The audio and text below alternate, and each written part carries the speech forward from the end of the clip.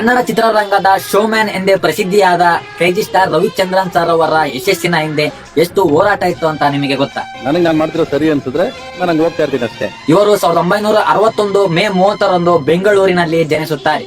ಇವರು ಖ್ಯಾತ ನಿರ್ಮಾಪಕ ಎನ್ ವೀರಸ್ವಾಮಿ ಅವರ ಪುತ್ರ. ಇವರು ಬಾಲನಟನಾಗಿ ಕನ್ನಡ ಚಿತ್ರರಂಗಕ್ಕೆ ಪಾದಾರ್ಪಣೆ ಮಾಡುತ್ತಾರೆ. ನಂತರ ನಟ, ನಿರ್ದೇಶಕ, ಸಂಗೀತ ನಿರ್ದೇಶಕ, ನಿರ್ಮಾಪಕ, ಗೀತ ರಚನೆಕಾರರಾಗಿ ತಮ್ಮದೇ ಛಾಪು ಮೂಡಿಸುತ್ತಾರೆ. 1987ರಲ್ಲಿ ಬಿಡುಗಡೆಯಾದ ಪ್ರೇಮ ಲೋಕ ಚಿತ್ರ ಇವರ ಬದುಕನ್ನೇ ಬದಲಿಸುತ್ತದೆ.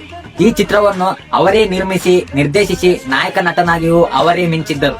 ಅದ್ದೂರಿ ಮೇಕಿಂಗ್, ಸಂಗೀತ ಮತ್ತು ಹೊಸ ಶೈಲಿಯಿಂದ ಇದು ಕನ್ನಡ ಚಿತ್ರರಂಗದ ಮೈಲುಗಲ್ಲಾಗುತ್ತದೆ. ಅವರ ವಿಭಿನ್ನ ರೊಮ್ಯಾಂಟಿಕ್ ಶೈಲಿ, ವೈಭವದ ಹಾಡುಗಳ ಚಿತ್ರೀಕರಣ, ತಾಂತ್ರಿಕ ಗುಣಮಟ್ಟ ಮತ್ತು ಪ್ರಯೋಗಗಳ ಕಾರಣದಿಂದ ಅಭಿಮಾನಿಗಳು ಇವರಿಗೆ ಕ್ರೇಜಿ ಸ್ಟಾರ್ ಎಂಬ ಬಿರುದನ್ನು ಕೊಡುತ್ತಾರೆ. ಹಣಧೀರ, ಅಂಜದ ಗಂಡು, ಯುದ್ಧ ಕಾಂಡ, ಕಾಮಾಚಾರಿ, ಪುಟ್ನಂಜ, ಸಿಪಾಯಿ, ಹೆಣ್ಣಿನ ಕೊಂಡ್ಕೊಳ್ಳೋನ್ಗೆ ಜೈ ಅನ್ನೋ ನಿಮ್ ನ್ಯಾಯಕ್ಕೆ ಧರ್ಮಕ್ಕೆ ಪ್ರೀತ್ಸೋತಪ್ಪ, ಕನಸುಗಾರ ಮತ್ತು ದೃಶ್ಯ ಸೇರಿದಂತೆ ಹಲವು ಸಿನಿಮಾಗಳು ಇಂದಿಗೂ ಅಭಿಮಾನಿಗಳ ನೆಚ್ಚಿನ ಚಿತ್ರಗಳಾಗಿವೆ. ರವಿಚಂದ್ರನ್ ರವರು ಕೇವಲ ಸಿನಿಮಾಗಳನ್ನು ಮಾಡಲಿಲ್ಲ, ಕನ್ನಡ ಸಿನಿಮಾಗಳಲ್ಲಿ ಅದ್ದೂರಿ ಸೆಟ್ಗಳು, ವಿದೇಶಿ ಲೊಕೇಶನ್ಗಳು, ಹೊಸ ಕ್ಯಾಮೆರಾ ತಂತ್ರಜ್ಞಾನ ಮತ್ತು ಸಂಗೀತಕ್ಕೆ ಹೊಸ ಮಟ್ಟವನ್ನು ಪರಿಚಯಿಸಿದ ನಿರ್ದೇಶಕರಲ್ಲಿ ಇವರು ಒಬ್ಬರು.